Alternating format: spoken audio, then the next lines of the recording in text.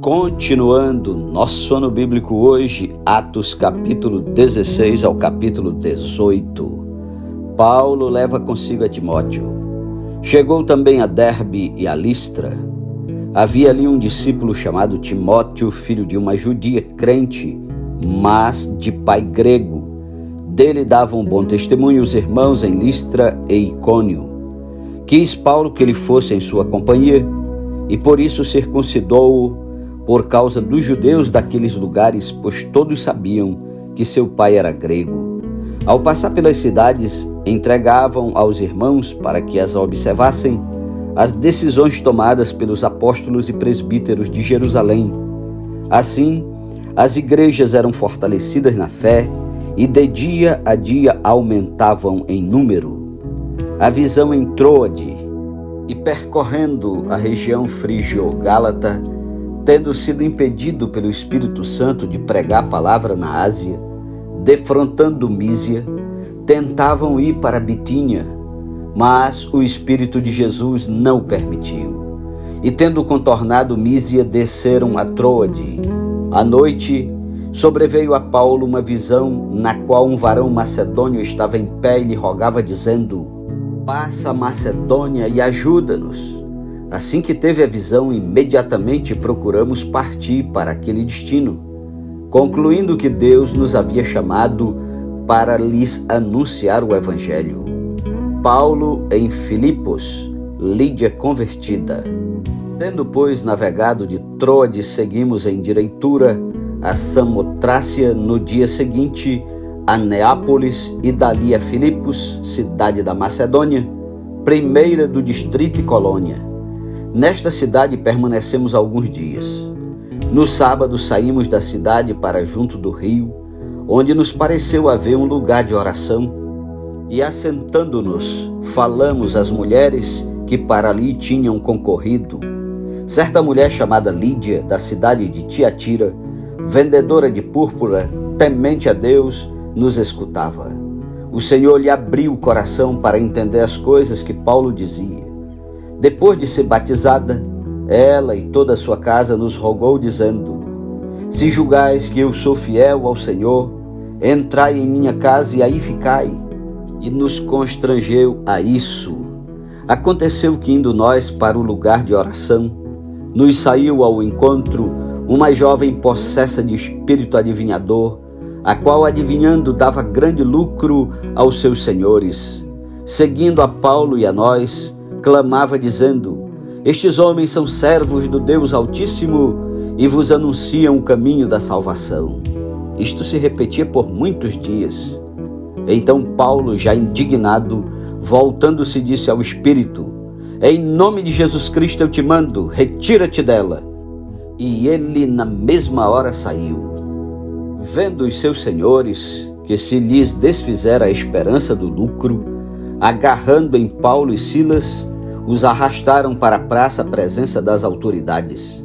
E levando-os aos pretores, disseram: "Estes homens, sendo judeus, perturbam a nossa cidade, propagando costumes que não podemos receber nem praticar, porque somos romanos." Levantou-se a multidão unida contra eles, e os pretores, rasgando-lhes as vestes, mandaram açoitá-los com varas. E depois de lhes darem muitos açoites, os lançaram no cárcere, ordenando ao carcereiro que os guardasse com toda segurança. Este, recebendo tal ordem, levou-os para o cárcere interior e lhes prendeu os pés no tronco. Por volta da meia-noite, Paulo e Silas oravam e cantavam louvores a Deus, e os demais companheiros de prisão escutavam. De repente sobreveio tamanho terremoto que sacudiu os alicerces da prisão. Abriram-se todas as portas e soltaram-se as cadeias de todos. O carcereiro despertou do sono e, vendo abertas as portas do cárcere, puxando da espada, ia suicidar-se, supondo que os presos tivessem fugido. Mas Paulo bradou em alta voz: "Não te faças nenhum mal, que todos aqui estamos." Então, o carcereiro, tendo pedido uma luz, entrou precipitadamente e, trêmulo, prostrou-se diante de Paulo e Silas. Depois, trazendo-os para fora, disse: Senhores, que devo fazer para que seja salvo? Responderam-lhe: Crê no Senhor Jesus e serás salvo tu e tua casa. E lhe pregaram a palavra de Deus e a todos os de sua casa. Naquela mesma hora da noite, cuidando deles, lavou-lhes os vergões dos açoites. A seguir foi ele batizado e todos os seus.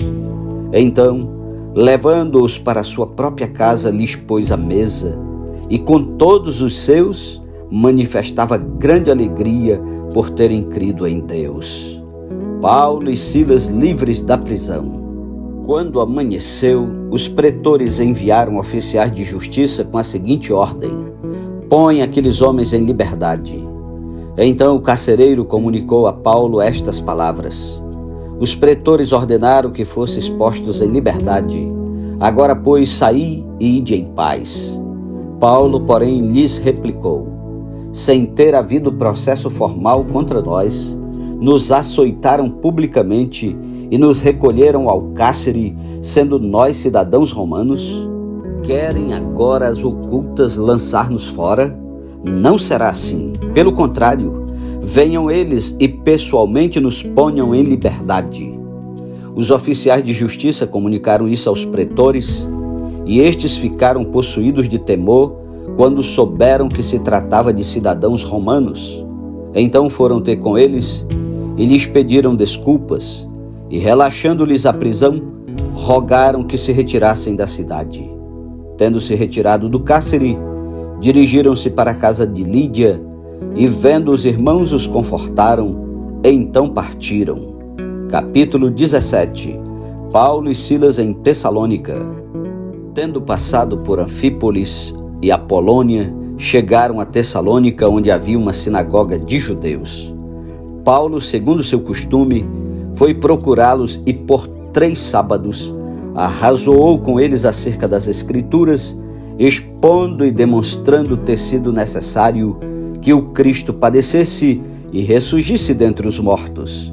E este dizia a ele: É o Cristo Jesus que eu vos anuncio. Alguns deles foram persuadidos e unidos a Paulo e Silas, bem como numerosa multidão de gregos piedosos e muitas distintas mulheres. Os judeus, porém, movidos de inveja, trazendo consigo alguns homens maus dentre a malandragem, ajuntando a turba, alvoroçavam a cidade e, assaltando a casa de Jason, procuravam trazê-los para o meio do povo. Porém, não os encontrando, arrastaram Jason e alguns irmãos perante as autoridades, clamando: Estes que têm transtornado o mundo chegaram também até aqui, os quais Jason hospedou. Todos estes procedem contra os decretos de César, afirmando ser Jesus outro rei. Tanto a multidão como as autoridades ficaram agitadas ao ouvirem estas palavras. Contudo, soltaram Jason e os mais, após terem recebido deles a fiança estipulada. E logo durante a noite, os irmãos enviaram Paulo e Silas para Bereia. Ali chegados, dirigiram-se à sinagoga dos judeus. Ora, estes de Bereia eram mais nobres que os de Tessalônica, pois receberam a palavra com toda a avidez, examinando as Escrituras todos os dias, para ver se as coisas eram de fato assim. Com isso, muitos deles creram, mulheres gregas de alta posição e não poucos homens. Mas logo que os judeus de Tessalônica souberam que a palavra de Deus era anunciada por Paulo também em Bereia, foram lá excitar e perturbar o povo. Então os irmãos promoveram sem detença a partida de Paulo para os lados do mar. Porém, Silas e Timóteo continuaram ali. Os responsáveis por Paulo levaram-no até Atenas e regressaram trazendo ordem a Silas e Timóteo para que o mais depressa possível fossem ter com ele. O discurso de Paulo em Atenas. Enquanto Paulo os esperava em Atenas, o seu espírito se revoltava em face da idolatria dominante na cidade. Por isso, dissertava na sinagoga entre os judeus e os gentios piedosos, também na praça todos os dias entre os que se encontravam ali. E alguns dos filósofos epicureus e estoicos contendiam com ele, havendo quem perguntasse: que quer dizer esse tagarela? E outros: parece pregador de estranhos deuses, pois pregava Jesus e a ressurreição. Então, tomando-o consigo, o levaram ao Areópago, dizendo: podemos saber que nova doutrina é essa que ensinas? Posto que nos trazes aos ouvidos coisas estranhas, queremos saber o que vem a ser isso. Pois todos os de Atenas e os estrangeiros residentes de outra coisa não cuidavam, senão dizer ou ouvir as últimas novidades. Então Paulo, levantando-se no meio do Areópago, disse: senhores atenienses, em tudo vos vejo acentuadamente religiosos, porque passando e observando os objetos de vosso culto, encontrei também um altar no qual está escrito ao Deus desconhecido. Pois esse que adorais sem conhecer é precisamente aquele que eu vos anuncio, o Deus que fez o mundo e tudo que nele existe, sendo ele Senhor do céu e da terra, não habita em santuários feitos por mãos humanas, nem é servido por mãos humanas, como se de alguma coisa precisasse, pois ele mesmo é quem a todos dá vida, respiração e tudo mais. De um só fez toda a raça humana para habitar sobre toda a face da terra, havendo fixado os tempos previamente estabelecidos e os limites da sua habitação, para buscarem a Deus se, porventura, tateando possam achar, bem que não está longe de cada um de nós, pois nele vivemos e nos movemos e existimos, como alguns dos vossos poetas têm dito, porque dele também somos geração. Sendo, pois, geração de Deus, não devemos pensar que a divindade é semelhante ao ouro, à prata ou à pedra, trabalhados pela arte e imaginação do homem. Ora, não levou Deus em conta os tempos da ignorância.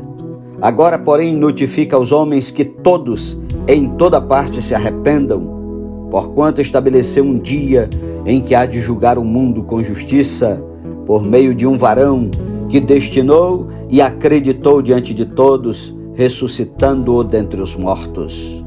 Quando ouviram falar de ressurreição de mortos, uns escarneceram e outros disseram: a respeito disso te ouviremos noutra ocasião. A essa altura, Paulo se retirou do meio deles. Houve, porém, alguns homens que se agregaram a ele e creram. Entre eles estava Dionísio, o Areopagita, uma mulher chamada Damaris, e com eles outros mais. Capítulo 18. Paulo em Corinto.